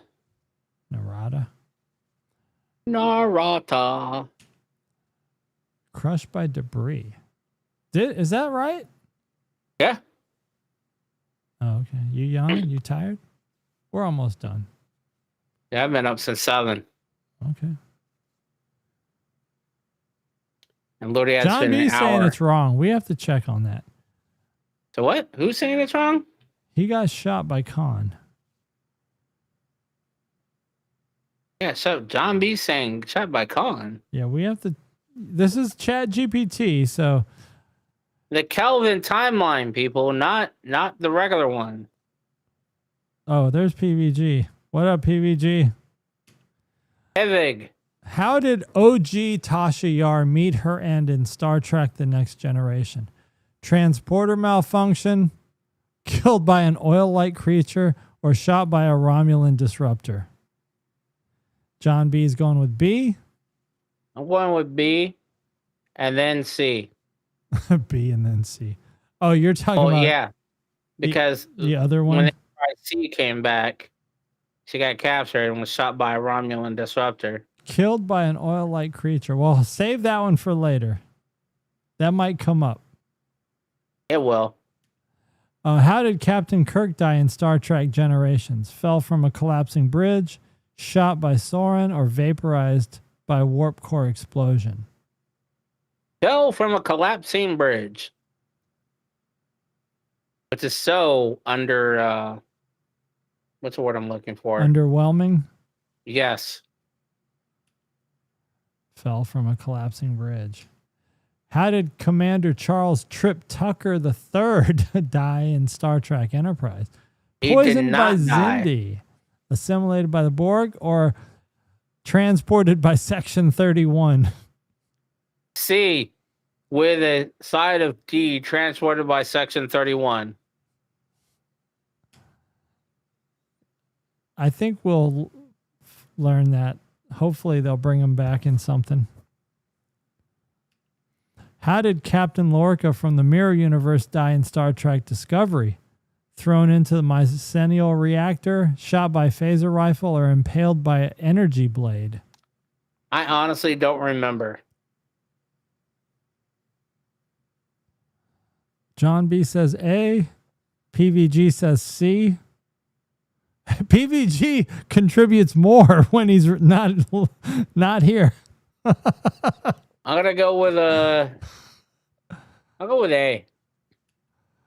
Thrown into a mycelial reactor. PVG. Just kidding, man. I don't have anybody to go grab a refill for me. I'm sitting here with an empty can of twisted tea. How did Spock die in Star Trek II, The Wrath of Khan? Shot by a Klingon. This is for the noobs. Anybody with any experience with Star Trek already knows the answer. Radiation-filled chamber or killed during a mind melt? All right, we'll let the chat answer. We'll give them a couple of seconds. How about Crewman Sherry? Why don't you answer this one? Crewman Sherry, you still here with us? She's still there. All right. Everyone's saying B, and it is B. How did Admiral Marcus die in Star Trek Into Darkness? Crushed by debris from a crashing ship, phased out by transporter accident, or vaporized by photon torpedo? Well, it seems like the crushed by debris is the popular answer. Oh, yeah. Crewman Sherry answered. There she goes. Khan crushed his head. That's right. Didn't Khan squeeze his head? Yeah, that's what I'm like. I don't recall any of that. I remember Khan popping his eyes doing the whole Game of Thrones shit. Yeah. Which, did you see there's a new Game of Thrones prequel coming out? I saw that. What's up with all these prequels? Why is everybody doing prequels? Why didn't they finish Hot D? I'm upset about that. How did Lieutenant Natasha Yar's alternate universe counterpart die in yesterday's Enterprise? Replicator accident? None. Killed defending Enterprise C, or crushed? You're right. There's no evidence that she actually died because they just let the Enterprise go back into the portal. Well, she didn't die. Well, yeah, we learned that she didn't die. She got captured by the Romulans, right? Yeah, and had a daughter. So none of these work. None of the above. Damn, ChatGPT, you suck. You fucking up. How did How did Data die in Star Trek Nemesis? Caught in a warp core explosion, assimilated by the Borg, or detonated the scimitar? I'll let the others go. Let me know once you're ready to reveal their answers, and then I'll give you mine. I think we got a unanimous C. Detonated. That's what I was going with. We're getting like a white flash when I change page. How did Lieutenant Commander Aram, the robot, she was a cyborg or something, right, die in Discovery? Disintegrated in a transporter, killed by control virus, or expelled into space? Oh, airlocked. B and C. She already had the control virus in her, and then she expelled herself into space. So that it couldn't infect the rest of their... Yeah, so it's B and C. I guess ultimately she was expelled. It's beyond C. Beyond C. Oh, okay, that was it. Let me stop sharing.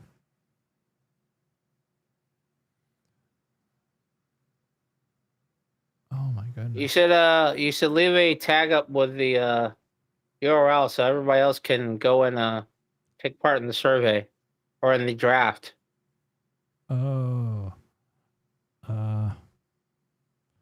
Challenge.com. Challenge.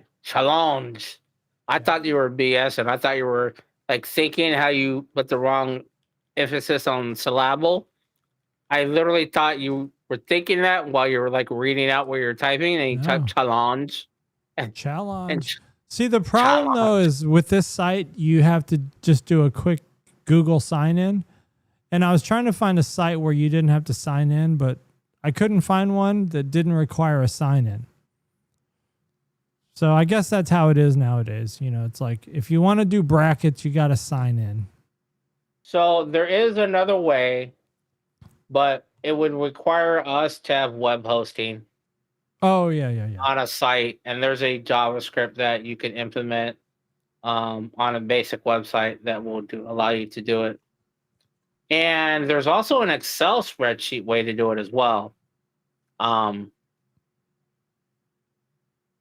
was going to look into that, but I didn't want to tie my work Excel account into it, just because, work and stuff. it's very time consuming to build a website. Unless you use a future sponsor of ours. MS Forms. According to John B., we could do it in MS Forms. We could do brackets. We'd still need a place to host it, though. Unless we shared out like a Google document or something. But, all right. So if anybody out in the chat has an optional way or knows a way to host a bracket easily. Wait, he says it hosts on... Yeah, we need to be able to do brackets where people can vote, but they don't have to log in. But I guess having them log in makes it a little more legit, but it is a barrier. Like I know a lot of people don't want to create accounts, and I don't. I don't want to go anywhere where I have to create an account. That's annoying. Right. I could do polls. I mean, I could do YouTube polls too. So StreamYard, that kind of would take away. I know StreamYard has a lot of plugins that you can use. But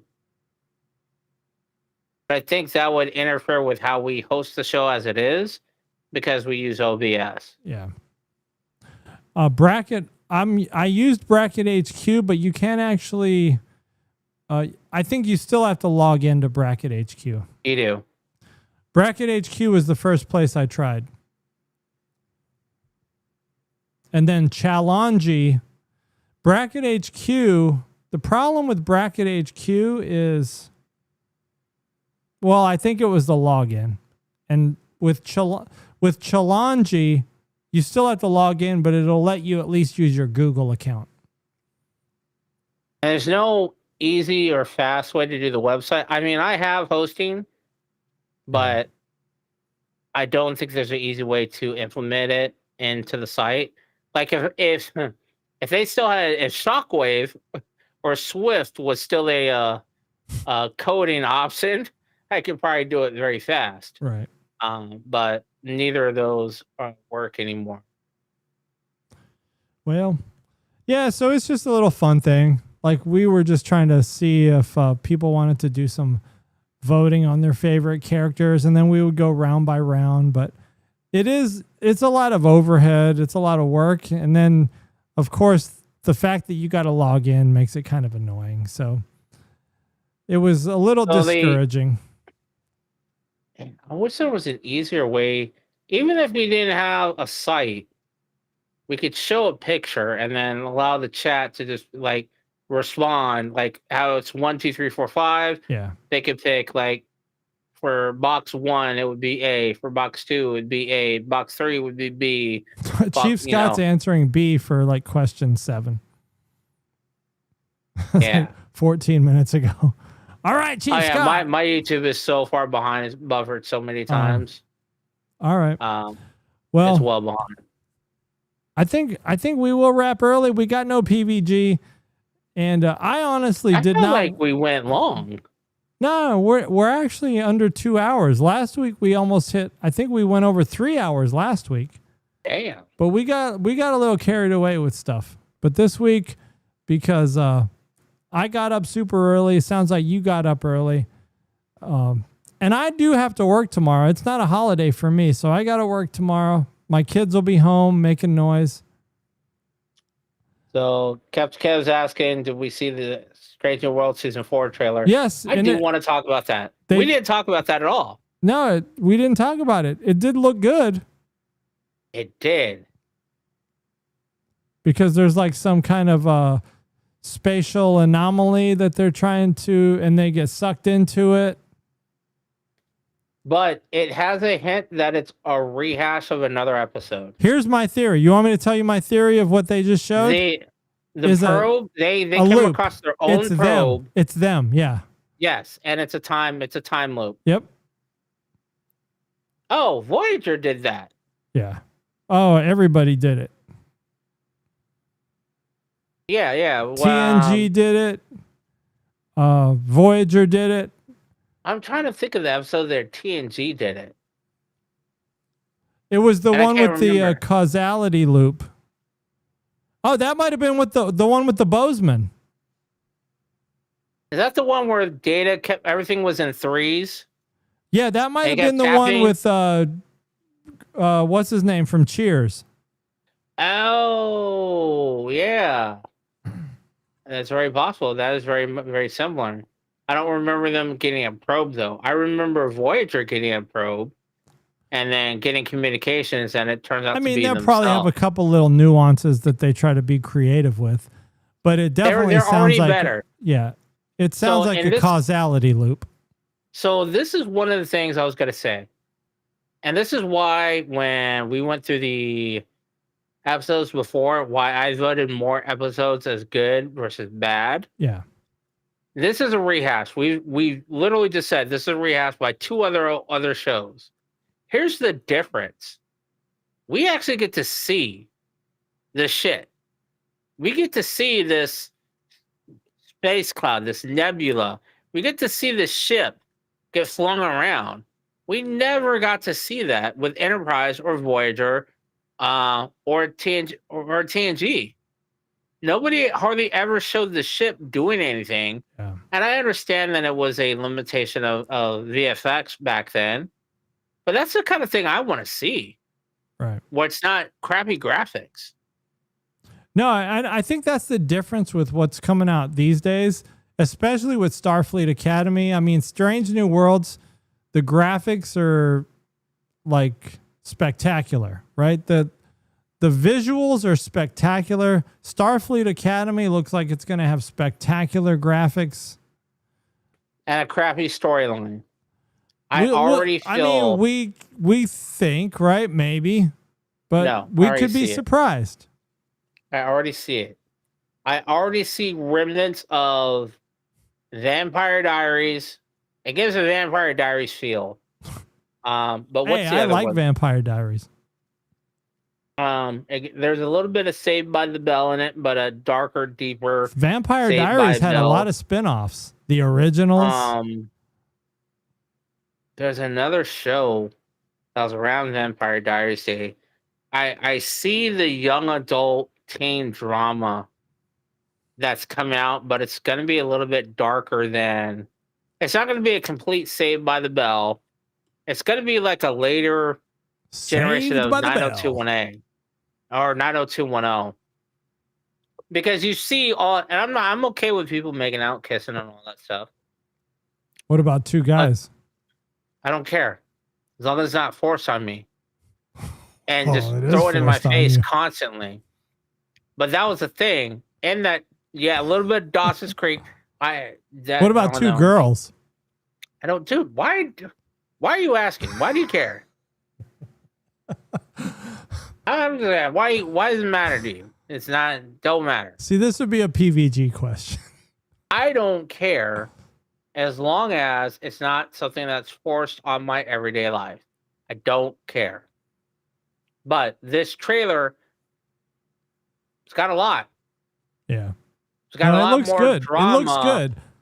But again, like we said earlier, the trailer is the best of the season, right? Or where they Exactly. they try to lure you in by showing you the best parts of the season. I didn't see a whole lot of Star Trekky stuff other than this is the ship. This is the sick bay. Balana Torres with a skirt, Captain Kev. Klingon with a skirt.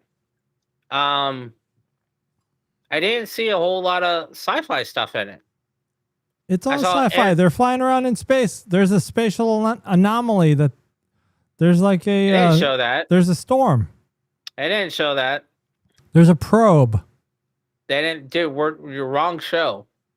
I'm talking about this Strange New World season 4 trailer. And I'm talking about Academy. Oh, That's what I'm talking about. Academy. all right. Strange New World definitely are all sci-fi. all sci-fi all day long. I really didn't see any I don't recall seeing any interpersonal. Didn't you see the leak footage? Didn't I send you the leak footage? No. Where the whatever ship they're on gets shot, right? And when they get hit by whatever that kind of torpedo is that hits the ship that the Starfleet Academy cadets are on, once it makes impact, it starts to spread like it's almost alive across the hull of the ship. No, I didn't see that. All right. I thought you were talking about Strange New World. I was talking Strange New World. I didn't want to get us Academy, banned. I was thinking about Academy, showing that footage. I didn't want to get our channel banned. Academy, not so much. I just saw a lot of interpersonal drama, which, you know what? That's fine. If you're going to do that, that's fine. It'll probably lead to me playing it while I'm video gaming. Because that's unfortunately, if that's all you got. I'm interested at least to watch the first few episodes. I will watch the first 2 episodes dedicated, and I will do that. So here's my thing. If I really want to watch something, I'm not going to play the video game at all. I won't play Call of Duty while I'm watching it. And I typically won't play anything on my phone while I'm watching it. I will watch it like I'm watching it on TV. And that's it. When you start to lose me, I watched 1 episode of Scouts. When you start to lose me, I'm going to go to my phone. When you're really lost me, I'm going to probably have my phone on its kickstand, and I'm probably going to be playing Call of Duty at the same time. And that's what I was worried about with Khan. Like, Khan was starting to lose me. Because I was trying to figure out what is the point. Though. Yeah. Khan leaves It got better. It was good. Then it got a little discouraging, but now I'm good with it. But see, Khan leaves out a sensory aspect. Yeah. I cook. The last 2 episodes of Khan, I played while I was cooking. Right. So I'm cool with that. Because it kept me entertained. And I was like, oh, shit. I mean, most of the stuff I cook anyway, I could do not blindfold, but without, having followed directions or anything. But Khan, I could do while I'm doing something else at the same time. Because all I got to do is listen. It literally allows me to drown out the rest of the world. When I watch a show, I got to look for visual cues. I got to look for things in the background. Like the first Academy, I was like, oh, it's just going to be a 30-second teaser. I'll listen to it. And then I watched, I was like, oh, no, hold on. I need to find a way to capture this because I see this wall of names behind me. I'm seeing schematics on the screen, dropping little teasers of where it ties into other shows. Yeah. And the Academy trailer, there's none of that. So to me, the teaser had more information about it than the trailer did.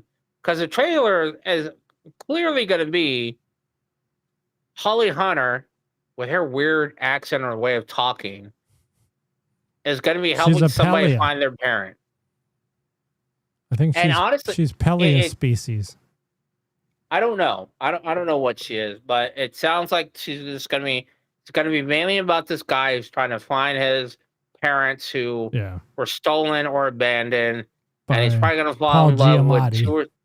He's probably going to fall for one girl who's not into him, but another girl is going to be into him, and he's not into her.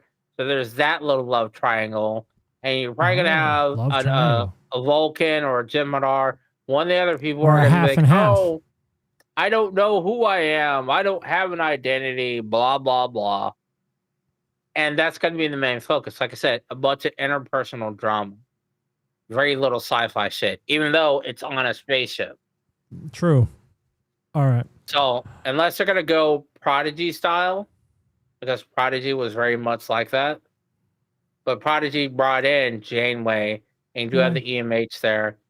You have in a lot of other things that tie into the Star Trek universe other than just the name. So the trailer didn't show a lot of information about how this is tying in. Yeah. Although chunk thigh trimmed down. You know who I'm talking about. We'll see. Hopefully. No, they she's a showed little her. too chunk.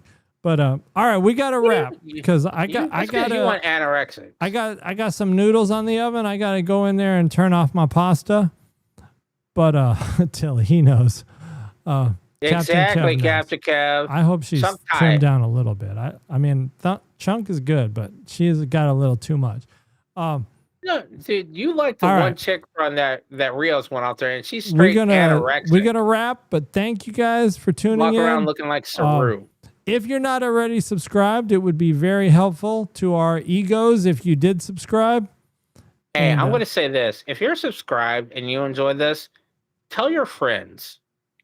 Yeah, do it on the low. If they like Star Trek, though, because I don't want people subscribing that don't like Star Trek. Hold on. See, you're pushing. You're pushing, All right. man. I'm telling them, do it on the low.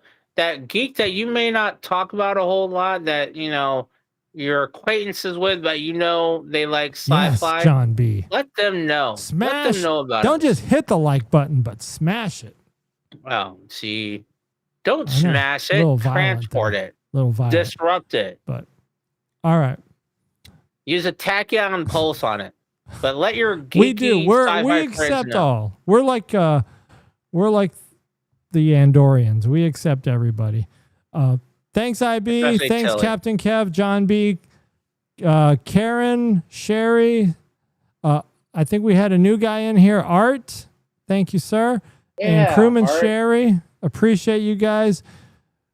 Catch our shorts. We just posted some shorts, and catch us next Sunday night. We'll be back live, and hopefully PVG will be back with us. Peace out, everybody.